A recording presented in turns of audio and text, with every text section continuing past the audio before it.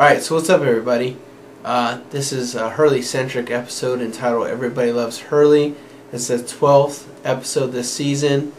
We got about 4 more episodes I believe before the series finale on May 23rd. This one starts out, Hurley is being recognized for all his good doings in the alternate timeline. He's obviously made a whole lot of money because he's done a lot of good things for kids, which is a good thing. I always thought Hurley was a good guy. I always loved Hurley throughout all of the season of Lost. I don't think he ever did a bad thing. Hurley has opened a paleontology wing on a certain history museum, and I thought that was pretty cool. So he gets his little reward, his little trophy, and it's of a dinosaur, which is pretty cool. I thought it would have been better to see a little, like a bear or a polar bear, but that didn't happen. Alright, so the next part, I thought was pretty cool. Hurley obviously isn't married or has a girlfriend in the alternate timeline, and his mother's pretty upset about that. So his mom tells him that he has a date tomorrow night, and it's with some chick. And I like how she calls him Hugo, which is pretty cool. But anyways, I was wondering who this girl was gonna be whenever he met her, and I was hoping I'm not going to lie to you guys, if you've seen the episode already, I was like, let it be Libby. It's got to be Libby. It's got to be Libby. But you have to wait to see. Hurley is talking to Libby from her grave, and I always feel for Hurley. I mean, he never really had anybody, and all of a sudden you hear the whispers, and Michael shows up, which is really, really cool. I loved it. Nice to see Michael back. And but he tells Hurley, he says, everybody starts following you now, so if you take them back over there to try to destroy the plane, you're going to kill everybody. Hurley is waiting for his blind date, and nobody's showing up.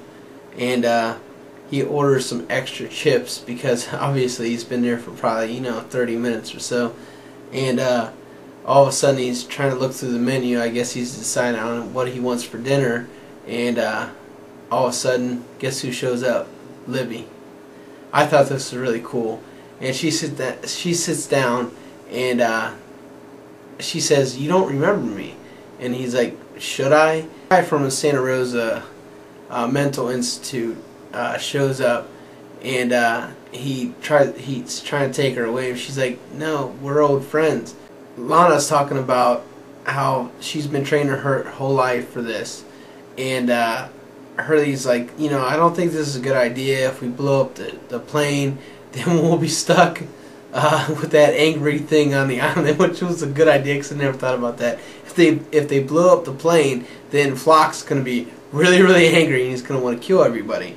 But the next part I didn't see coming because I don't know. I wasn't thinking about it because Hurley was like, that stuff's really unstable, talking about the dynamite, and my wife was talking to her. She's like, she's gonna blow up, and I was like, I don't think so. She's been on the show since season 5. I'm like, I don't. And all of a sudden, she's jiggling around the dynamite. And she drops on the ground and boom, she's gone. She blew up, and I was like, oh my god, I didn't see that coming. This is pretty funny. Saeed found what he was looking for that was locked up in the submarine. It was Desmond, and now he's tied to a tree. Poor Desmond. So what do you guys think Hurley found in that sack that he pulled out after he found that book? Obviously it's something that made him change his mind and want to do what Richard did. Leave it down below and tell me what you guys think. Order number 42. That's me, brother.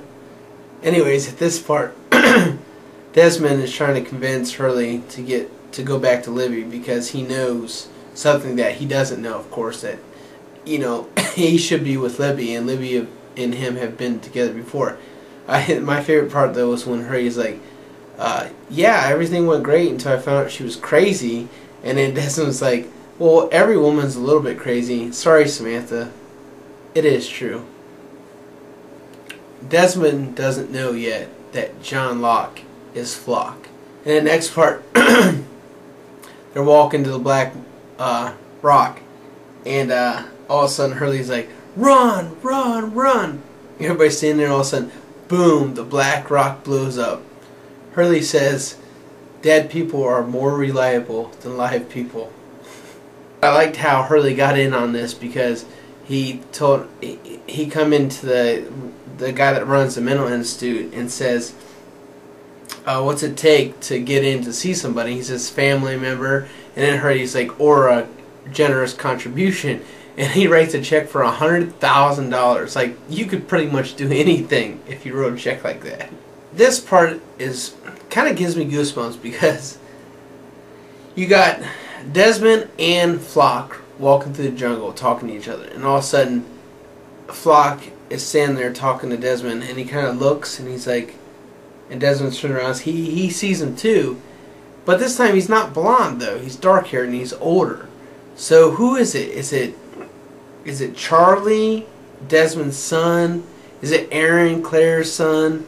Tell me what you guys think below, because that kid has something very, very significant going on this island. He knows the rules, he knows how to follow them, and he gave a really, really big smile before he ran off. Tell me what you guys think, alright? So, why does Hurley lie in this part? Because Hurley usually always tells the truth when it's very important, and he says that Jacob tells him to go and talk to Locke. No, Jacob wouldn't do that, because Locke is not Locke, he's Flock. And Man in Black. And Richard knows that he's lying, and he calls his bluff, which I thought was pretty funny, because Richard's not a stupid person, but Jack decides to go with him. He's like, if Hurley says it's good, then I'll go with him. And Hurley, you can tell Hurley kind of feels bad about it, but what are you going to do? The next part is very important, because Jack and Son and Hurley, Frank Lapidus are heading through the jungle, and Hurley tells Jack that he didn't see Jacob, but Jack still, he says, Hurley, I'm tired of doing what I think is right, and I'm just going to follow somebody else, and if you say you're doing what you think is good, then I'll follow you. All of a sudden you hear the whispers, and we get a very, very good answer to what the whispers are in the jungle. And I thought this part was really, really cool, because Michael tells him, you know, I've done what I've done. He killed Libby and Ana Lucia, and he says, I can't move on. And that's what all the whispers are on the island. Just don't get yourself killed. That's all he wants from Hurley. And he says, and if you see Libby again, please tell her I'm very sorry. That part was really, really good, because I'm sure Michael is hurtful for, you know, he hurts because of what he did to Libby and Ana Lucia. Hurley and Libby finally have their picnic on the beach, which is awesome, because it was supposed to happen until Libby got killed by Michael. Libby goes in for a kiss, and guess what happens? He starts flashing, and he's starting to remember stuff about Libby back seasons before, and all of a sudden he's like, no, you're not crazy, because I remember things now. Flock throws Desmond down the well, which is kind of pointless, because we know if Desmond is very important to the whole lost outcome, he's going to be saved anyways. But Flock wants to know, why aren't you afraid? And he's like, what's the point of being afraid? Flock's such a dick. And I guess we'll find more about him in 3 more episodes, I think, so we'll see. Frank Lapidus, Son, Miles, and Jack come out of the forest, and only thing Flock has to say to Jack is, hello, Jack.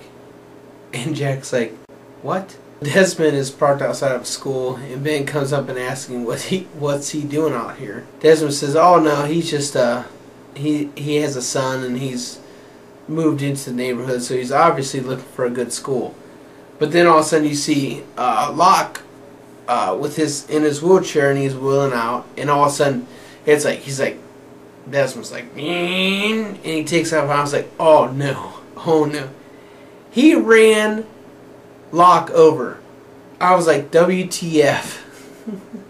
And now it looks like Locke is kind of flashing, maybe, like, because his eyes are rolling around. So I think Desmond did that on purpose, you know, of course, like Charlie did to Desmond. But I thought it was pretty mean, because he's already in a freaking wheelchair. I mean, give Locke a break. He's been through shit, you know? Oh my God. See you guys next week. Have a good one. Thanks.